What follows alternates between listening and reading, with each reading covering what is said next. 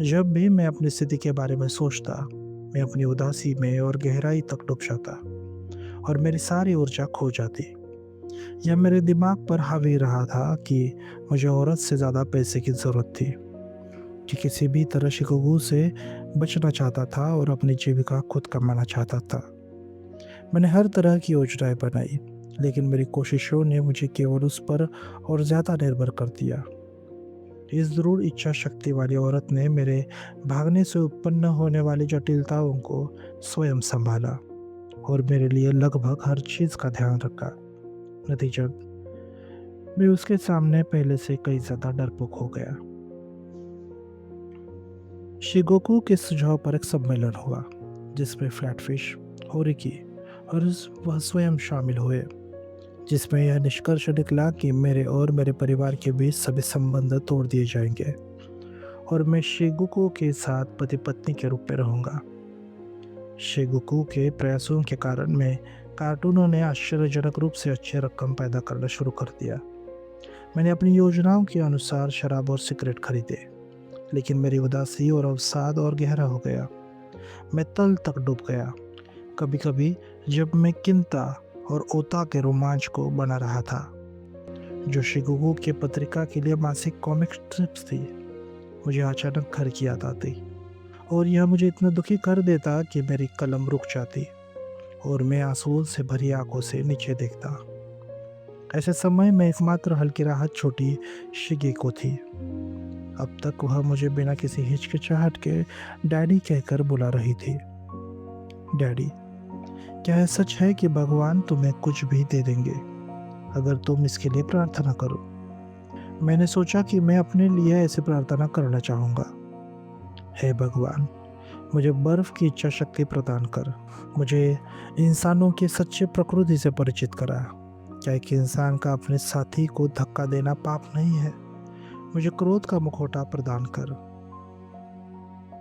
हाँ, मुझे यकीन है कि वह शिकेको को जो चाहेगी वह दे देंगे, लेकिन मुझे लगता है कि डैडी को कोई मौका नहीं है। मुझे भगवान से भी डर लगता था। मैं उनमें प्रेम में विश्वास नहीं कर सकता, केवल उनकी सज़ा में विश्वास। मुझे लगता था कि यह न्याय के कटघरे का सामना करने का कार्य था, सिर झुकाकर भगवान की कौड़ी की सज़ा को स्वीकार करने के लिए।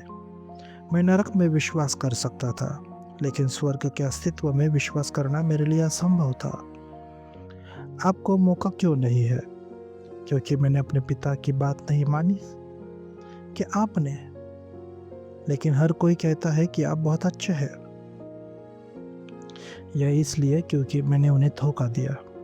मुझे पता था कि अपार्टमेंट हाउस में हर कोई मेरे प्रति दोस्ताना था, लेकिन शिगेको को यह समझाना मेरे लिए बेहद मुश्किल था कि मुझे उन सभी से कितना डर लगता था और कैसे मैं इस दुखी विचित्रता से शापित था कि जितना ज़्यादा मैं लोगों से डरता, उतना ही मुझे पसंद किया जाता, और जितना ज़्यादा मुझे पसंद किया जाता, उतना ही मैं उनसे डरता। एक ऐसी प्रक्रिया जो अंततः मुझे हर किसी से भागने के लिए मजबूर कर देती। मैंने आकस्मिक रूप से विषय बदल दिए। मैंने आकस्मिक रूप से विषय बदल दिया। शिगेको, तुम भगवान से क्या चाहोगी? मैं अपने असली डैडी को वापस चाहूँगी, उसने कहा। मुझे इस झटके से चक्कर आ गया। दुश्मन?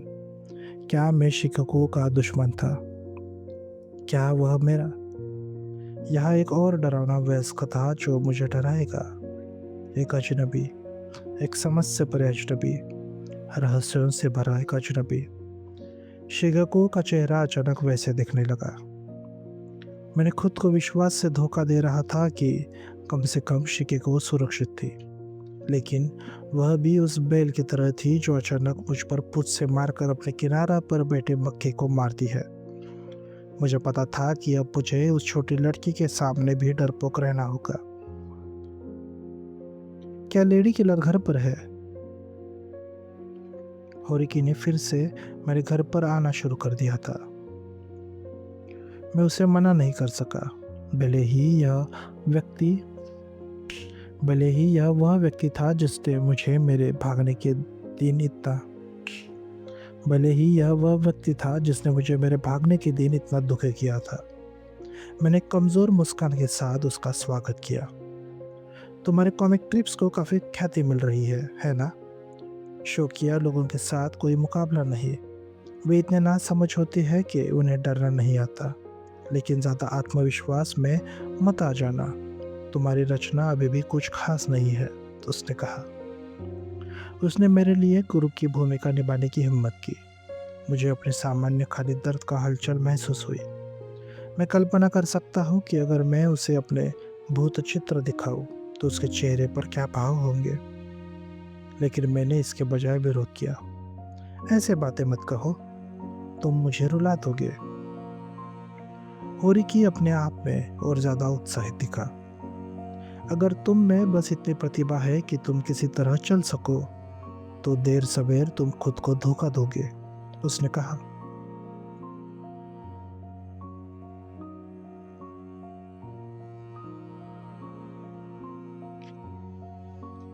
बस इतनी प्रतिभा कि चल सको। मुझे इस पर हंसना पड़ा। सोचो कि उसने कहा कि मेरे पास चलने लायक प्रतिभा है। मुझे विचार आया कि मेरे जैसे व्यक्ति जो इंसानों से डरता है, उनसे बचता है, धोखा देता है, वह सतह पर उस व्यक्ति की तरह लग सकता है जो सोते हुए कुत्तों को सोने दे। जो वह सतह पर उस व्यक्ति की तरह लग सकता है जो सोते हुए कुत्तों को सोने दो जैसी नीति वचन में निहित सफलता के चतुर सांसारिक नियमों का सम्मान करता है। क्या सच नहीं है कि कोई भी दो इंसान एक दूसरे के बारे में कुछ भी नहीं समझते, कि जो लोग खुद को घनिष्ठ मित्र मानते हैं वे अपने साथी के बारे में पूरी तरह से गलत हो सकते हैं। और इस दुखद सत्य को अपने पूरे जीवन काल में न समझ पाने के कारण जब मैं अखबारों में उसकी मृत्यु के बारे में पढ़ते हैं इस दुखद सत्य को अपने पूरे जीवन काल में न समझने के कारण जब वे अखबारों में उसकी मृत्यु के बारे में पढ़ते हैं तो रो पड़ते हैं।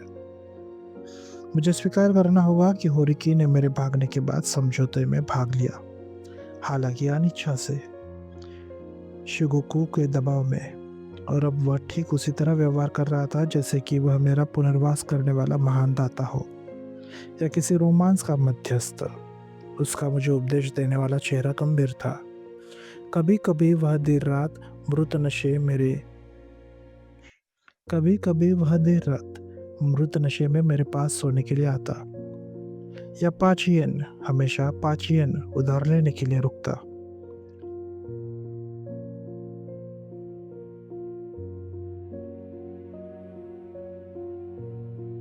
तुम्हें औरतों के साथ मूर्खता बंद करनी होगी। तुम काफी दूर तक चले गए हो। समाज इसे और बर्दाश्त नहीं करेगा, उसने कहा। मैंने सोचा, उसका समाज से क्या मतलब है? इंसानों का बहुवचन? यह समाज नामक चीज का सार क्या था?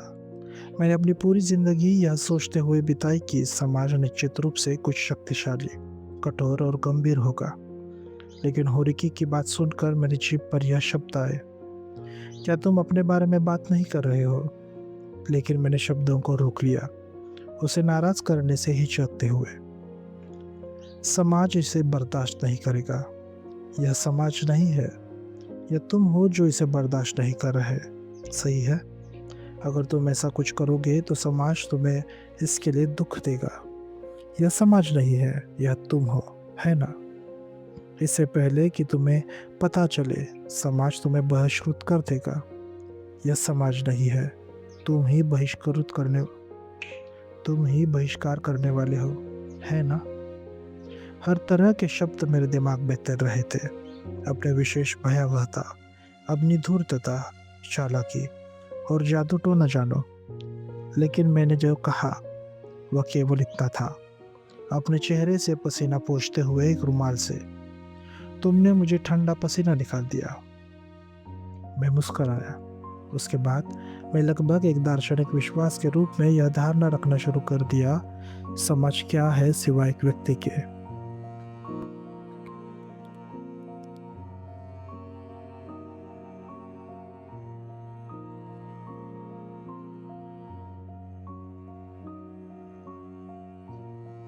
जब से मुझे संदेह हुआ कि समाज एक व्यक्ति हो सकता है, मैंने मैंने अपने झुकाव के अनुसार और अधिक कार्य करने में सक्षम हो गया। शिगोकू के शिगोकू ने पाया कि मैं शिगोकू ने पाया कि मैं पहले की तुलना में कुछ हद तक स्वेच्छाचारी और कम डरपोक हो गया था। होरिकी ने टिप्पणी की कि यह मज़ेदार था कि मैं कितना कंजूस हो गया था। यह जैसा कि शिगोकू या जैसा कि शिगेकी ने कहा था, मैं शिगेको के प्रति इतना अच्छा होना बंद हो गया था। मैं शिगेको के प्रति इतना अच्छा होना बंद हो गया था। बिना शब्द के, बिना मुस्कान के, निशान के। मैं एक दिन के बाद दूसरा दिन शिगेको की देखभाल करते हुए और कॉमिक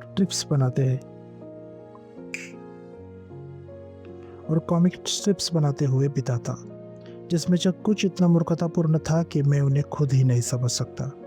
उन विभिन्न फर्मों के लिए जो उन्हें ऑर्डर देती थी। अब अन्य प्रकाशनों से भी ऑर्डर धीरे धीरे आने शुरू हो गए, जो शिगेको की कंपनी से भी निम्न स्तर के थे। तीसरे दर्जे के प्रकाशक। मुझे लगता है मैं अत्यंत उदास भावनाओं के साथ चित्र बनाता, जानबूझकर प्रत्येक रेखा खींचता था, केवल शराब के लिए, पैसे कमाने के लिए। जब शिगेको काम से घर आती, मैं जैसे कि उसके साथ रिले में बाहर भागता और स्टेशन के पास खुले बूथों में सस्ती तेज शराब पीने जाता।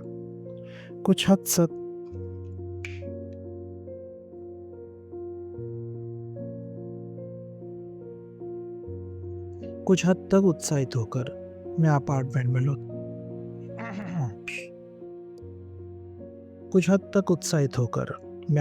में लौटता।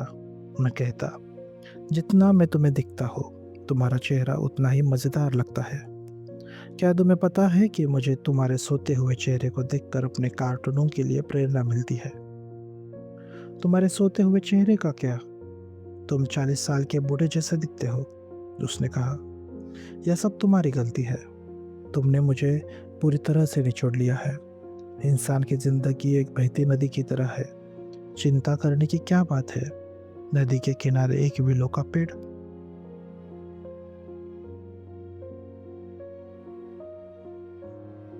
मैंने कहा, जल्दी बिस्तर पर जाओ और इतना शोर मचाना बंद करो। क्या तुम कुछ खाना चाहोगे? वह काफी शांत थी। वह मुझे गंभीरता से नहीं लेती थी। अगर कोई शराब बची है तो मैं उसे पी लूंगा। इंसान की जिंदगी एक बहती नदी की तरह है। इंसान की नदी नहीं, मेरा मतलब है नदी बहाती है। नहीं, मेरा मतलब है नदी बहती है, बहता जीवन। मैं गाते हुए चलता। जब शिगेको मेरे कपड़े उतारती, मैं उसकी छाती के खिलाफ अपने माथा दबाकर सो जाता। यह मेरी दैनिक दिनचर्या थी। और फिर अगले दिन वही नियम शुरू होता है, जिसका उद्देश्य उन बड़े क्रूर सुखों और उन बड़े दुखों से बचना है। जैसे एक मेंढक अपने रास्ते में पत्थर को चक्कर देकर निकल जाता है। जब मैंने पहली बार गाय चार्ल्स की क्रॉस की इन पंक्तियों को अनुवाद में पढ़ा, तो मेरा चेहरा शर्मिंदगी से जलने लगा। मेंढक, हाँ, यही था मैं, एक मेंढक। यह सवाल नहीं था कि समाज मुझे बर्दाश्त करता है या नहीं, कि वह मुझे बहिष्कृत करता है या नहीं। मैं कुत्ते से भी नीचे, एक बिल्ली से भी नीचे का जानवर था, एक मेंढक। मैं सुस्ती से हिलता डुलता था, बस इतना ही। मेरे द्वारा पी जाने वाले शराब की मात्रा धीरे धीरे बढ़ गई थी। मैं न केवल कोइंज स्टेशन के आसपास बल्कि गिंजा तक पीने जाता था। कभी कभी मैं रात बाहर बिताता। बार में मैं एक बदमाश की तरह व्यवहार करता, बिना भेदभाव के औरतों को चूमता, कुछ भी करता जो स्वीकृत उपयोग के अनुरूप नहीं था। पहले की तरह, मेरे आत्महत्या के प्रयास से पहले की तरह, जंगली ढंग से पीता। पैसे के लिए इतना तंग था कि मैं शिगेको के कपड़े गिरवी रख देता था। उस अपार्टमेंट में आने और फटी हुई पतंग पर कड़वाहट भरी मुस्कान के साथ देखने के बाद 1 साल बीत गया था। एक दिन जब चेरी के पेड़ पत्तियों से लदने वाले थे, मैंने शिगुको के कुछ अंदरूनी कपड़े और साड़ियाँ चुराई और इन्हें गिरवी की दुकान में ले गया। मुझे मिले पैसों से मैं गिंजा में पीने गया। मैंने लगातार 2 रातें घर से बाहर बिताई। तीसरे दिन की शाम तक मुझे अपने व्यवहार पर कुछ पछतावा होने लगा और मैं शिगुको के अपार्टमेंट में लौट आया। मैंने अनजाने में अपने कदमों को धीमा कर लिया। जब मैं दरवाजे के पास पहुंचा और मैं शिगुको और शिगेको के बीच की बातचीत सुन सकता था।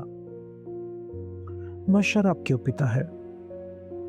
यह इसलिए नहीं कि उसे शराब पसंद है, यह इसलिए है क्योंकि वह बहुत अच्छा है। क्योंकि क्या सभी अच्छे लोग शराब पीते हैं? जरूरी नहीं, लेकिन मुझे यकीन है कि डैडी को आश्चर्य होगा। शायद उसे यह पसंद नहीं आएगा। देखो, यह डिब्बे से बाहर कूद गया, जैसे वह अपने कॉमिक्स में मजेदार आदमी बनता है। हाँ, है ना? शिगुको की धीमी हंसी वास्तव में खुशी भरी लग रही थी। मैंने दरवाजा थोड़ा सा खोला और अंदर झांका। मैंने एक छोटे से सफेद खरगोश को कमरे में उछलते हुए देखा। वे दोनों उसका पीछा कर रहे थे। वे खुश थे, दोनों। मैं उनके बीच में आकर मूर्ख था। अगर मैं सावधान नहीं रहा तो मैं उन्हें दोनों को नष्ट कर सकता था। एक साधारण खुशी, एक अच्छी माँ और बच्चा। भगवान, मैंने सोचा, अगर आप मेरे जैसे लोगों की प्रार्थना को सुनते हैं तो मुझे एक बार, मेरे पूरे जीवन काल में केवल एक बार खुशी प्रदान करें। इतना ही काफी होगा। मेरी प्रार्थना सुने। मुझे उस समय वह घुटनों के बल बैठकर प्रार्थना करने का मन हुआ। मैंने दरवाजा धीरे से बंद किया, गिंजा गया और अपार्टमेंट में वापस नहीं लौटा। मेरी अगली रखेल की जिंदगी क्योबाशी स्टेशन के पास एक बार के ऊपर एक अपार्टमेंट में थी। समाज। मुझे ऐसा लगने लगा था कि जैसे मैं अंततः इसकी अस्पष्ट धारणा को समझने लगा हूँ। यह एक व्यक्ति और दूसरे के बीच का संघर्ष है, एक तात्कालिक संघर्ष जिसमें तत्काल विजय ही सब कुछ है। इंसान कभी भी इंसानों के सामने नहीं झुकते, यहाँ तक कि गुलाम भी अपनी छोटी मोटी प्रतिशोध लेते हैं। इंसान जीवित रहने के किसी भी साधन की कल्पना नहीं कर सकते सिवाय एक तात्कालिक एकल प्रतियोगिता के। वे अपने देश के प्रति कर्तव्य और ऐसी चीजें की बात करते हैं, लेकिन उनके प्रयासों का उद्देश्य हमेशा व्यक्ति होता है। और यहाँ तक कि जब व्यक्ति की जरूरतें पूरी हो जाती है, फिर भी व्यक्ति ही सामने आता है। समाज की समझ से परेपन का मतलब है व्यक्ति का समझ से परेपन। समुद्र समाज नहीं है, यह व्यक्ति है। इस तरह मैंने उस भयावह भ्रम से खुद को कुछ हद तक मुक्ति प्राप्त की थी, जिसे दुनिया कहा जाता है। मैंने पहले की तरह अंतहीन चिंता के बिना, बल्कि उस क्षण की जरूरतों के जवाब में कुछ आक्रामक व्यवहार करना सीखा। जब मैंने कोएंजी के अपार्टमेंट को छोड़ा, मैंने क्योबाशी के बार की मैडम से कहा, मैंने उसे छोड़ दिया और तुम्हारे पास आ गया। मैंने बस इतना ही कहा और यह काफी था। दूसरे शब्दों में, मेरा एकल तात्कालिक प्रतियोगिता तय हो गई थी और उस रात से मैंने बिना किसी औपचारिक के उसके स्थान की दूसरी मंजिल पर डेरा डाल दिया। समाज को जो हर तरह से कठोर होना चाहिए था, उसने मुझे जरा भी नुकसान नहीं पहुंचाया और मैंने कोई स्पष्टीकरण नहीं दिया। जब तक मैडम का मन था, सब कुछ ठीक था। बार में मेरे साथ एक ग्राहक, मालिक, नौकर और प्रबंधन के रिश्तेदार की तरह व्यवहार किया जाता था। कोई यह उम्मीद कर सकता था कि मुझे बहुत ही संदिग्ध चरित्र माना जाएगा, लेकिन समाज को मुझ पर जरा सा भी संदेह नहीं था और बार के नियमित ग्राहक मेरे साथ लगभग दर्दनाक दयालुता से पेश आते।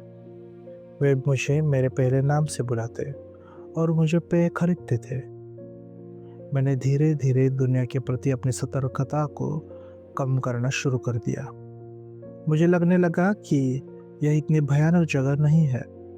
मेरे आतंक की भावनाएं उन अंधविश्वासों से उत्पन्न भयावह डर से ढोली गई थी, जैसे वसंत की हवाओं में लाखों खांसी के कीटाणु, सार्वजनिक स्नान घरों में लाखों आंखों का नष्ट करने वाला बैक्टीरिया, नाई की दुकान में लाखों कीटाणु जो गंजापन पैदा करते हैं, मेट्रो कारों में चमड़ों की पट्टियों में खुरदुरे परजीवियों की भीड़, या कच्ची मछली और कम पके मांस और सुअर के मांस में निश्चित रूप से छिपे हुए टेमवम, फ्लुक और न जाने और कौन से अंडे, या यह तथ्य कि अगर आप नंगे पांव चलते हैं तो कांच का एक छोटा सा टुकड़ा आपके तलवे में घुस सकता है और आपके शरीर में घूमकर आँख तक पहुंच सकता है और अंधापन पैदा कर सकता है।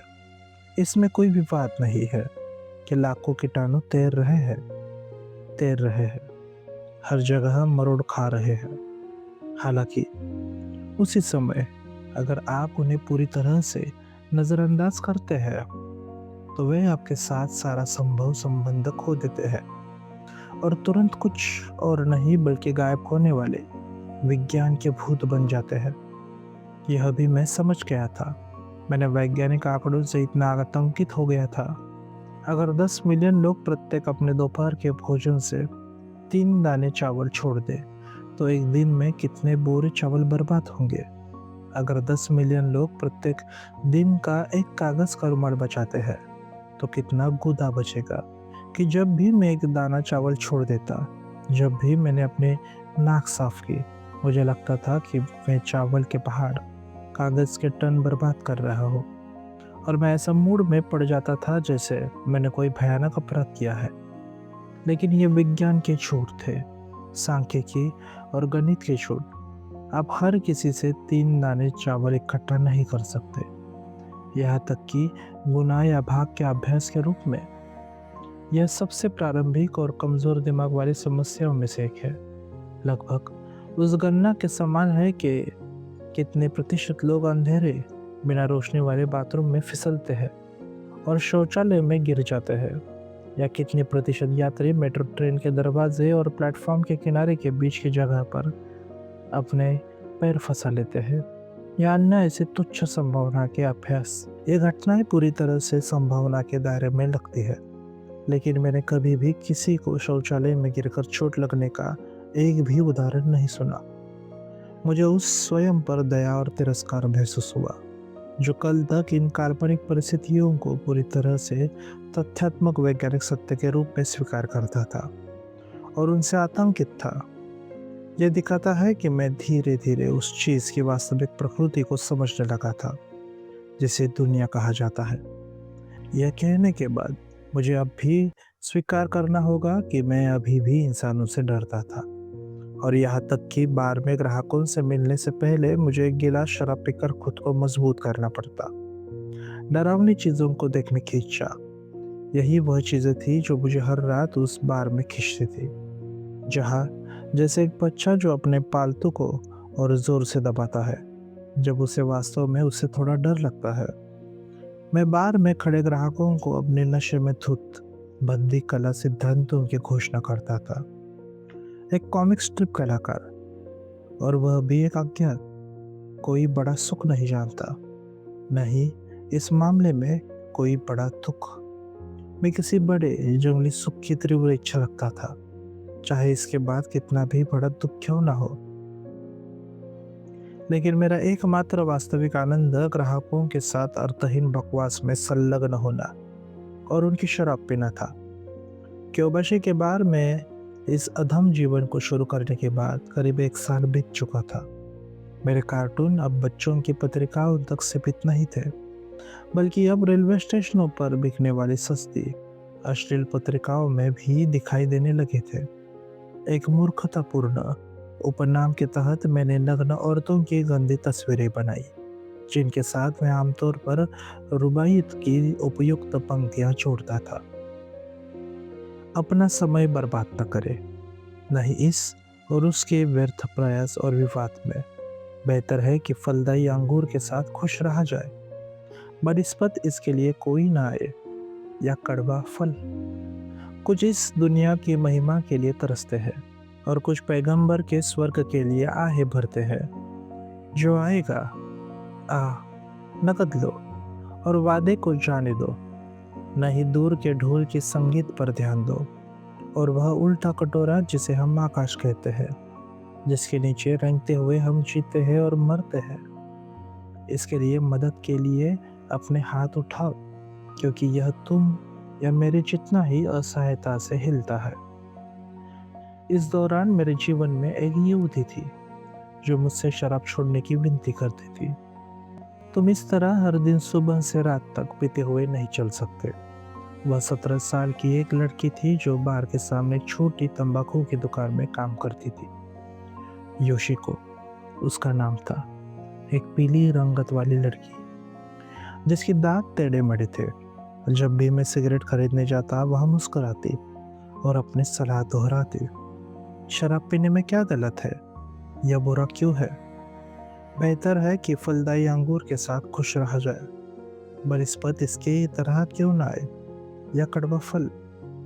कई साल पहले एक फारसी था, नहीं छोड़ो, ओह अब और न इंसान या दैवीय से परेशान, कल की उलझनों को अपने आप छोड़ दो और अपनी उंगलियों को शराब के साइप्रस पतीले सेवक के जुल्फों में खो दो। समझ में आया? नहीं, मुझे समझ में नहीं आया, उसने कहा। कितनी मूर्ख छोटी लड़की हो तुम, मैं तुम्हें चूमने जा रहा हूँ, मैंने कहा। चलो करो, उसने अपने निचले होठ को बाहर निकाला, बिल्कुल भी शर्मिंदा नहीं।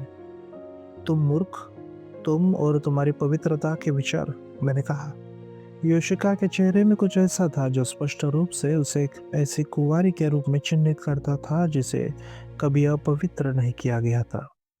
नए साल के तुरंत बाद सर्दियों की एक रात में मैं नशे में डगमगाते हुए ठंड में सिगरेट खरीदने निकला और उसकी दुकान के सामने एक मैनहोल में गिर गया। मैंने योशिका को मुझे बचाने के लिए पुकारा। उसने मुझे बाहर निकाला और मेरे चोटीले दाहिने हाथ पर पट्टी बांधी। योशिको गंभीर और बिना मुस्कान के उसने कहा, तुम बहुत ज्यादा पीते हो। मृत्यु का विचार मुझे कभी परेशान नहीं करता, लेकिन चोट लगना, खून बहना, अपंग हो जाना, इस तरह की चीजें नहीं। Thank you. मैंने योशिका को अपने हाथ पर पट्टी बांधते हुए देखते हुए सोचा कि मैं अपनी शराब कम कर सकता हूँ। मैं इसे छोड़ रहा हूँ, कल से मैं एक बूंद भी नहीं छूऊंगा, मैंने कहा। क्या आप गंभीर हैं? उसने पूछा। इसमें कोई शक नहीं, मैं इसे छोड़ दूंगा। अगर मैं इसे छोड़ दूं, तो क्या तुम मुझसे शादी करोगी योशिको? हालांकि उससे शादी करने का अनुरोध केवल एक मजाक के रूप में था। नेच, उसने कहा। नेच। नेच उस समय नेचुरली के लिए लोकप्रिय था। ठीक है, इस पर हम उंगलियां मिलाए। मैं वादा करता हूँ कि मैं इसे छोड़ दूंगा।